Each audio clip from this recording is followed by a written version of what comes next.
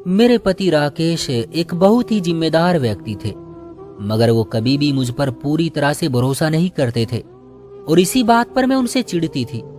एक दिन की बात है, सफाई करते करते मैं उनकी अलमारी तक आई। एक फाइल नीचे गिरी। मैं फाइल उठाकर ऊपर रखने लगी तो वो यूं चौंक पड़े जैसे मुझसे कुछ छुपाना चाह रहे हो।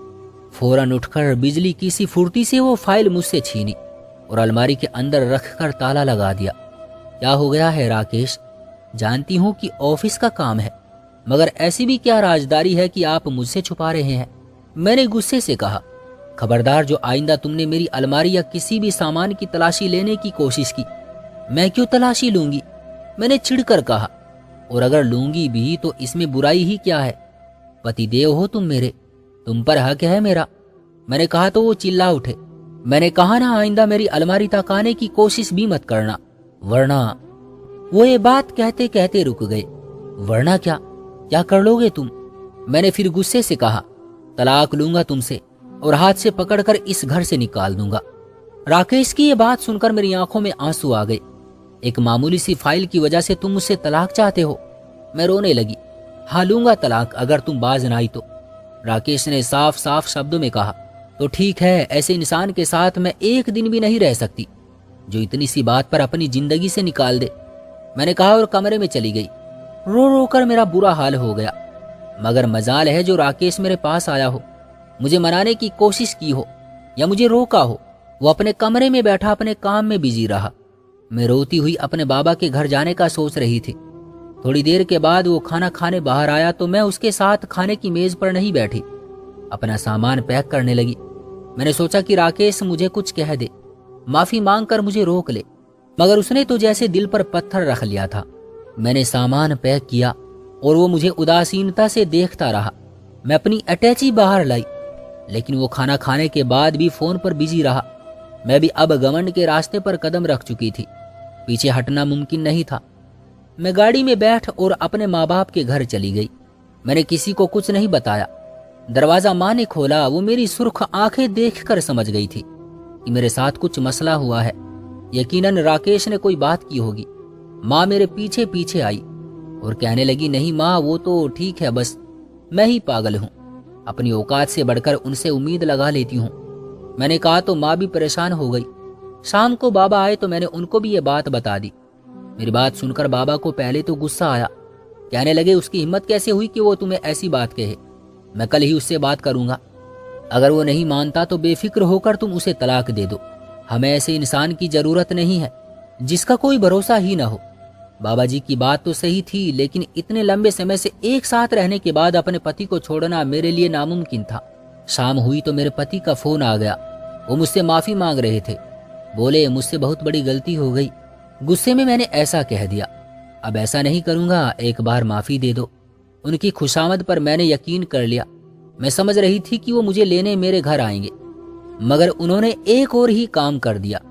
बोले, मुझे काम के सिलसिले में कुछ दिन के लिए बाहर जाना होगा, वैसे भी तुम अकेली होगी, इससे अच्छा है कि तुम अपने माँ बाप के घर ही रह लो, मैं तुम्हें 1 महीने के बाद लेने आऊंगा। राकेश के मुँह से ये बात सुनकर मुझे कुछ शक सा होने लगा। आखिर ऐसी क्या बात थी? मुझे तो लगने लगा राकेश ने जानबूझकर मुझे घर से जाने के लिए मजबूर किया हो, वरना कोई भी व्यक्ति इतनी मामूली सी बात पर तलाक का शब्द नहीं इस्तेमाल करता। मैं खामोश हो गई। लेकिन अगले दिन उनका दोबारा फोन आया। बोले, तुम्हारे माँ बाप के घर में कोई कामवाली नहीं है? मैं ऐसा करता हूँ कि अपने ऑफिस से एक लड़की भिजवा देता हूँ। शादी से पहले ये यही काम किया करती थी, अब शादी हो गई है इसलिए मैंने उसे काम से हटा दिया था, मगर मैं समझता हूँ कि तुम्हें अब कामवाली की जरूरत है जो तुम्हारा ख्याल रख सके। आखिर फूल को तो ख्याल की जरूरत होती है ना।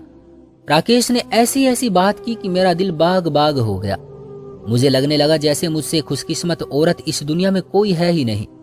अगले ही दिन उन्होंने एक कामवाली को बाकायदा मेरे माँ बाप के घर भिजवा दिया। हमारे घर में कोई कामवाली नहीं थी। माँ बाबा के घर ज्यादा खुशहाली तो नहीं थी कि हम किसी कामवाली का बंदोबस्त कर सकते। बड़ी मुश्किल से घर का हिसाब चल रहा था। खैर, मैं बता रही थी कि उसी दिन शाम को एक औरत हमारे घर आ गई, मगर उसकी उम्र 30 साल से ज्यादा नहीं होगी। ये पढ़ी लिखी और खूबसूरत लड़की थी। उसने आते ही घर का सारा काम संभाल लिया, मगर मुझे उसका आने की कोई खास खुशी नहीं हुई, क्योंकि उसी वक्त मेरा भाई बीमार हो गया। उसको बुखार ने आ घेरा और वो कंबल ओढ़कर लेट गया। हम सब उसके इर्द गिर्द जमा थे, क्योंकि वही माँ बाप की आंखों का सितारा था। भले ही वो एक बार बीए में भी फेल हो चुका था, 10वीं में 4 साल लगा चुका था, जिसकी वजह से उसे नौकरी नहीं मिल रही थी, मगर फिर भी माँ बाप की उम्मीदें उसी से लगी थी। लेकिन एक दिन पूरा गुजर गया, रोहन का बुखार नहीं उतरा। हम सब परेशान थे कि क्या करें। अब मैं उसे ठंडी पट्टियां लगाती रही। हैरत अंगेज तौर पर उसका बुखार तो उतर गया, लेकिन फिर भी वो बिस्तर से नहीं उठा। खाना भी वही खाता और अपने कमरे को ज्यादातर बंद रखता। फिर ऐसे में शीतल ने हमारी बहुत मदद की। वो घर का खाना बनाती और सफाई करती, मगर मैंने देखा था कि उसकी भाई से नहीं बनती। वो भाई से उखड़ी उखड़ी सी रहती और भाई भी उसे अपने कमरे की सफाई न करने देता था। काफी दिन से वो परेशान और बीमार लेटा था। कमरे की हालत खराब हो गई थी।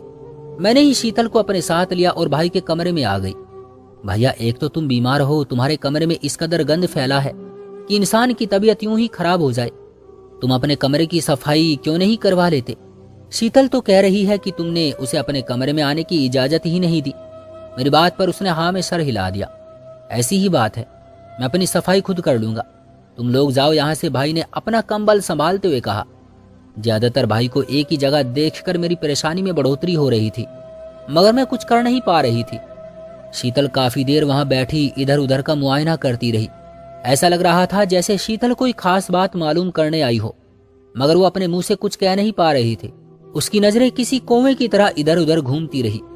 खैर, अब मैंने शीतल से कह दिया कि तुम रहने दो, मैं अपने भाई के कमरे की सफाई खुद कर लूंगी। भाई ने भी जल्दी जल्दी मुझे और शीतल को कमरे से निकाला और खुद दरवाजा बंद कर दिया। मैं माँ के पास आकर बैठ गई। माँ, आखिर बात क्या है? रोहन ने अपने कमरे को हर वक्त ही बंद कर रखा होता है, किसी से बात नहीं करता, उसे कोई परेशानी है क्या? मेरी बात पर माँ सोच में पड़ गई। मुझे लगता है कि मेरे बेटे पर जादू हो गया है। मैं किसी तांत्रिक बाबा से बात करूंगी, वो जरूर कोई ना कोई हल बता देंगे। माँ ने कहा कि वो कल मुझे साथ लेकर एक तांत्रिक बाबा के पास जाएगी। इसी वक्त मेरे पति राकेश का फोन आ गया। हालचाल पूछने लगे तो मैंने उन्हें बताया कि भाई की हरकतें कुछ अजीब सी हो गई है। हर वक्त कंबल ओढ़े लेटा रहता है, कोई बात नहीं करता। अक्सर दिन को और रात के वक्त बाहर रहता है, घर आता है तो हम सब से बात नहीं करता। फिर मैंने राकेश को माँ वाली बात भी बता दी कि भाई पर किसी तरह का जादू हुआ है, तभी तो वो चारपाई का होकर रह गया है। मेरी बात से मेरे पति ने भी सहमति जताई, हालांकि वो ऐसी बातों पर यकीन नहीं रखते थे। कहने लगे कि तुम परेशान ना हो, मैं अपने एक जानने वाले तांत्रिक बाबा को तुम्हारे घर भिजवा दूंगा, वो तुम्हारे भाई का सही से मुआयना करेंगे, वो जरूर इस तरह के जादू का तोड़ निकाल लेंगे और तुम्हारा भाई बिल्कुल तंदुरुस्त हो जाएगा। उनके पास ऐसे पहले भी कई केसेज आ चुके हैं, भूत प्रेतों ने तंग कर रखा था। बस तुम देख लेना, तांत्रिक बाबा का इलाज ऐसा होगा कि तुम्हारे भाई में कोई बीमारी बाकी नहीं रहेगी। मेरे पति की बातों पर मैं उम्मीद से भर गई। माँ को बताया तो वो भी खुश हो गई, क्योंकि उनको भी अपने दामाद पर भरपूर यकीन था। शाम को हमारे घर के दरवाजे की कुंडी बजी। दरवाजा खोला तो सामने एक नौजवान खड़ा था। जी, आप कौन? मैंने पूछा। मेरा नाम बलदेव है और पैसे से मैं एक तांत्रिक हूँ। मुझे आपके पति ने भेजा है। मैं आपके भाई रोहन का इलाज करने आया हूँ। उसे देखकर मुझे हैरत भी हुई कि इतना कम उम्र लड़का मेरे भाई का इलाज क्या करेगा, वो तो खुद उसकी उम्र का था। खैर, राकेश ने कुछ सोचकर ही भेजा होगा। यही सोचकर मैं उस लड़के को घर के अंदर ले आई। माँ को बताया कि ये भैया का इलाज करने आए हैं। हम उस लड़के को भैया के कमरे में ले गए। तांत्रिक बाबा भैया के पास बैठकर उनको घूर घूर कर देखने लगे और फिर एक झटके से उन्होंने भाई के शरीर से कंबल खींच लिया, जिसे बिजली की सी तेजी से भैया ने वापस अपने ऊपर लपेट लिया और गुस्से से बोले, तुम मेरा इलाज करने आए हो या तहकीकात? ये बात सुनकर उस नौजवान तांत्रिक को गुस्सा आ गया। माँ जी, इसके कंबल में प्रेत है, जब तक हम ये कंबल नहीं हटाएंगे तब तक आपका बेटा सही नहीं होगा। तांत्रिक बाबा ने कहा तो मेरे भाई का रंग लाल पड़ गया। ऐसी कोई बात नहीं है माँ, ये तांत्रिक झूठ बोल रहा है। मैं आपको देखकर बता सकता हूँ, मेरे कंबल में ऐसी कोई चीज नहीं है, और फिर होती तो मैं आपको खुद बता देता। माँ ने कहा तो बेटा तू इनको तसल्ली के लिए कंबल हटाकर दिखा देना, ताकि ये तेरा इसी हिसाब से इलाज करे। माँ ने भाई को समझाया। माँ, मैं जहर खाकर मर जाऊंगा मगर अपना कंबल नहीं हटाऊंगा। खैर, भैया को इसी तरह छोड़कर तांत्रिक बाबा चले गए। जाते जाते कहने लगे कि आपके भाई का इलाज सिर्फ राकेश के पास है। हम इस बात पर हैरान थे कि आखिर मेरे पति के पास ऐसी कौन सी बूटी है जिसका ना किसी डॉक्टर को पता है और ना ही किसी वैद्य को। शाम को राकेश का फोन खुद ही आ गया। बोले, क्या तुम्हारे भाई ने उस तांत्रिक की बात नहीं मानी? वो तो बता रहा था कि तुम्हारा भाई काफी बदतमीजी कर रहा था, इसलिए उसका इलाज नहीं हो सका। जी राकेश, मेरे भाई का कुछ समझ नहीं आ रहा कि क्या करे। उसके इलाज की हम काफी कोशिश कर चुके हैं, लेकिन सभी नाकाम है। मैं अफसुर्दा हुई तो उन्होंने मुझे तसल्ली दी। तुम फिक्र नहीं करो राधिका, मैं शाम को तुम्हारे घर आ रहा हूँ, तुम्हें भी लेने आऊंगा और साथ ही तुम्हारे भाई का इलाज भी करूंगा। राकेश ने यह रहस्यमय ढंग में कहा। मैं खामोश होकर बैठ गई। शाम को वो घर आए तो उनके आने से पहले ही मेरा भाई घर से चला गया। जाते जाते उसने अपना कंबल जो अक्सर ओढ़े रखता था अलमारी में रख दिया और फिर बाहर से ताला लगा दिया। वो चाबी कहाँ रखता था ये मुझे पता था, मगर ये बात उसको मालूम नहीं थी। उसके बाहर जाने के बाद मेरे पति भी घर आ गए और उन्होंने रोहन का पूछा तो मैंने बता दिया कि वो अपने किसी काम से बाहर गया है। बोले, तुमने बताया था कि वो अक्सर कंबल ओढ़े रखता है और उसने तांत्रिक बाबा को भी वो कंबल हटाने नहीं दिया। देखो, सारे मसले की जड़ वही कंबल है। तुम ऐसा करो, मुझे अपने भाई के कमरे में ले चलो, उस कंबल को खोल कर देखते हैं। जरूर उसमें ऐसी कोई चीज होगी जिसने तुम्हारे भाई को बीमार कर दिया। राकेश की बात भी गौर करने वाली थी। मैंने उनकी बात मान ली और भाई की अलमारी के ऊपर से चाबी निकाल कर उन्हें दे दी। उन्होंने खुद अलमारी का ताला खोला और कंबल उतार कर नीचे रखा। जैसे ही उन्होंने कंबल को फर्श पर रखा, उसमें कुछ महसूस सा होने लगा।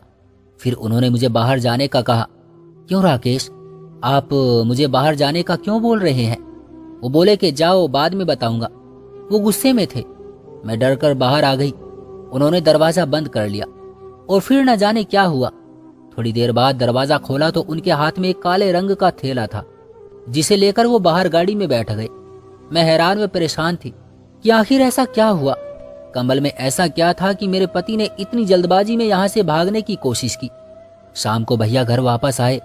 आते ही उन्होंने अलमारी खोली, कंबल को गायब पाकर हम सब पर चीखे और हमसे खफा हो गए। बोले, यहाँ से मेरा कंबल किसने हटाया है, जबकि मैंने तुम सबको मना भी किया था। भाई का गुस्सा देखकर मैं घबरा गई, मगर उन्हें सच भी बता नहीं सकती थी। मैंने कहा कि मैं नहीं जानती। वो इसी तरह गुस्से में बिनबिनाते रहे। शाम को हमारे घर का दरवाजा किसी ने जोर जोर से बजाया। मैंने जाकर दरवाजा खोला तो सामने खाकी वर्दी में पुलिस खड़ी थी। रोहन को बाहर बुलाएं, पुलिस वाले ने सख्ती से कहा। क्यों, क्या जुर्म किया मेरे भाई ने? मैंने गुस्से से पूछा। जुर्म तो हम थाने चलकर बताएंगे, फिलहाल उसे बाहर निकालो। शोर सुनकर माँ भी दरवाजे पर आ गई। भाई को पुलिस के हवाले करने में हमें काफी वक्त लगा, क्योंकि माँ उसे जाने नहीं दे रही थी, जबकि पुलिस वाले सख्त गुस्से में थे। उन्होंने भाई को घर से उठाया और लेकर थाने चले गए। हम सबका रो रो कर बुरा हाल था। माँ की परेशानी तो देखने वाली थी, जबकि मैं राकेश को फोन कर रही थी, मगर वो मेरी कॉल नहीं उठा रहे थे। शाम से रात हो गई, भाई का कुछ पता नहीं चला। रात को राकेश खुद ही घर आ गए। मैंने उनसे भाई की मदद करने का कहा तो उन्होंने साफ इनकार कर दिया। बोले, मुजरिम की कोई मदद नहीं कर सकता। कैसा मुजरिम? मेरे भाई ने आखिर जुर्म किया क्या है? अगर जुर्म ना किया होता तो पुलिस वाले उसे क्यों गिरफ्तार करते? मेरे पति ने कहा तो मैं भी सोच में पड़ गई। लेकिन अगर तुम मेरा साथ देने का वादा करो तो मैं तुम्हें सारी सच्चाई बता दूंगा। राकेश ने कहा। मैंने हाँ में सर हिला दिया। बस अब मेरे भाई को रिहा करवा दीजिए, मैं उसके बाद आपसे कुछ नहीं मांगूंगी। मेरी आंखों में आंसू थे। तुम्हारे भाई को थाने तक पहुंचाया भी मैंने ही है और मैं ही रिहाई दिलवा सकता हूं, मगर अभी नहीं। कुछ समय बाद उन्होंने कहा तो मैं गुस्से से चिल्ला उठी। आपने मेरे भाई को थाने पहुंचाया? क्या दुश्मनी थी उसकी आपसे? मेरे गुस्से पर उन्होंने किसी किस्म की कोई प्रतिक्रिया नहीं दिखाई। तुम अगर मेरी बातों को गौर से सुनोगी तो सब समझ में आ जाएगा। देखो, तुम तो जानती हो मैं हिंदुस्तान के ज्यादातर जंगलों को खूब अच्छी तरह से जानता हूँ। ये मेरा फर्ज बनता है कि मैं अपने देश के नायाब जानवरों की हिफाजत करूं, मगर कुछ लोग कुछ रुपयों की खातिर अपने ही देश से कीमती जानवरों को बाहर भेज देते हैं और फिर यहाँ से बड़े बड़े ग्रुप उनको महंगे दामों बाहर भेज देते हैं। ये सब कुछ बड़े गुप्त तरीके से हो रहा है। तुम्हारा भाई बस किसी का मोहरा बना हुआ है। वो कीमती हाथी के दांत और अन्य जानवर इकट्ठे करके दूसरे शहरों तक पहुंचाता है। जब मैंने उसे बताया कि तुम ये सब गलत कर रहे हो तो उसने मेरे मामा से बात की। उसने कहा कि आप मेरी सिफारिश करें। मुझे तब तक तुम्हारे भाई के असल काम का नहीं पता था, मगर जब मामा ने बताया कि तुम्हारा भाई एक गैर कानूनी काम कर रहा है तो मैंने सोच लिया कि मैं इस रिश्ते का ख्याल नहीं करूंगा, बल्कि सिर्फ और सिर्फ सच तक पहुंचने की कोशिश करूंगा। चाहे कुछ भी हो जाए, मैं पीछे नहीं हटूंगा। मगर बात यह है कि मुझे पूरा यकीन न था कि तुम्हारा भाई इस काम में शामिल भी है या नहीं। जब मैंने तुम्हें बहाने से घर भेजा, वहां जाकर जब तुमसे जानकारी लेने की कोशिश की, तुमने कुछ खास न बताया, तो मैंने अपने ऑफिस से लड़की को भेजा ताकि वो पूरी तहकीकात कर सके। उसने घर का कोना कोना सफाई के बहाने छान मारा, मगर कहीं भी वो हाथी के दांत नहीं मिले जिनका जिक्र मुझसे मामा जी ने किया था। मैं मायूस हो गया था। सोचा कि शायद अब कभी भी कोई सबूत इकट्ठा नहीं कर सकूंगा। मामला नाजुक था, इसलिए मैंने जल्दबाजी नहीं की। फिर ऊपर वाले ने ऐसी मदद की, उस दिन तुमने किसी तांत्रिक बाबा का जिक्र किया कि तुमको किसी तांत्रिक की तलाश है। तब मैंने अपना ही एक बंदा तांत्रिक के रूप में तुम लोगों के घर भेजा। उसने जाकर अंदाजा लगाया कि तुम्हारा भाई हाथी के दांत हर वक्त अपने पास रखता है। वो भी काफी चालाक था। जब से तुम वहां गई तो उसे शक हो गया कि शायद तुम उसकी जासूसी करने आई हो, क्योंकि वो अपनी कुछ बातों में ये जाहिर कर चुका है कि वो तुम पर भी यकीन नहीं करता, क्योंकि तुम एक वन्यजीव अधिकारी की पत्नी हो। मगर तुम अपने भाई से शायद ज्यादा प्यार करती थी, या तुम इस बात को सही तरीके से मुझ तक पहुंचा नहीं सकी। खैर, तांत्रिक के जाने के बाद मुझे अंदाजा हो गया था कि तुम्हारे भाई ने वो हाथी के दांत कहाँ रखे हैं। इसलिए उस दिन मैं खुद आया, उन दांतों को छोटे छोटे डल्लों से निकालकर एक बड़े कंटेनर में डाला और गाड़ी में रखकर अपने डिपार्टमेंट ले गया। वहां जाकर मैंने पुलिस में रिपोर्ट की। उन दांतों को और कीमती जानवरों को हिंदुस्तान से बाहर ले जाने पर कानून सख्त से सख्त सजा देता है। एक हाथी का दांत पकड़ा जाने पर आपको लाखों रुपयों का जुर्माना देना पड़ सकता है, और तुम्हारे भाई ने तो एक नहीं दर्जनों रखे हुए थे। इस हिसाब से तो तुम लोगों को पता नहीं कितने रुपया हर्जाने के तौर पर पे करने पड़ेंगे, मगर मैं कोशिश करूंगा कि उसकी सजा कम करवा दूं। राकेश की बातें सुनकर मेरा दिमाग घूम गया। उनसे मैंने बहुत गुस्से से बात की, मगर काफी देर बाद में ये समझने में कामयाब हो गई, गलती मेरे पति की ही नहीं, गलती मेरे भाई की भी थी। उसको ये गैर कानूनी काम नहीं करना चाहिए था। अगर कोई ऐसा किस्सा था भी तो मेरे पति के मामा से सिफारिश करवाने की क्या जरूरत थी। अब मुझे समझ में नहीं आ रहा था कि मैं अपने पति का साथ दूं या भाई का साथ दूं। जल्द ही ये बात मेरे मायके में भी फैल गई। तब लोगों ने मुझ पर दबाव दिया कि मैं अपने पति से कहकर अपने भाई को रिहा करवा दूं, मगर मेरे बस में कुछ नहीं था। तब मैंने एक अनोखा फैसला किया, जिससे ना मेरे भाई को तकलीफ हो और ना मुझे अपने पति के सामने किसी गलत बात के लिए झुकना पड़े। मैंने अपना सारा जेवर बेच दिया, जिसकी कीमत भी लाखों में थी, क्योंकि वो मेरी अपनी चीज थी। जेवर बेचकर मैंने अपने भाई का हर्जाना चुकाया और उसे घर लाने में कामयाब हो गई। मगर उसके बाद से मेरे भाई ने मेरे घर का रुख नहीं किया।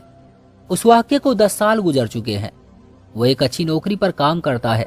उसकी कामयाबी की यात्रा अब तक तकरीबन शुरू हो चुकी है, मगर वो भी हमारे घर आने से कतराते हैं। अब आप बताएं, मेरा क्या कसूर? बहनें तो हमेशा भाइयों की मदद करना चाहती है, लेकिन उसका ये मतलब तो नहीं कि वो अपने घर को ही बर्बाद कर दे। मुझे बताएं, मैं क्या करूं? मेरा क्या कसूर है? मैं अपने भाई को कैसे मनाऊं? तो दोस्तों, ये थी हमारी आज की कहानी। उम्मीद करते हैं कि आपको पसंद आई होगी। आपका क्या कहना है इस कहानी के बारे में? कमेंट करके हमें जरूर बताएं। वीडियो को लाइक करके चैनल को सब्सक्राइब कर लीजिए और मुझे दीजिए अगली वीडियो तक इजाजत। तब तक के लिए धन्यवाद।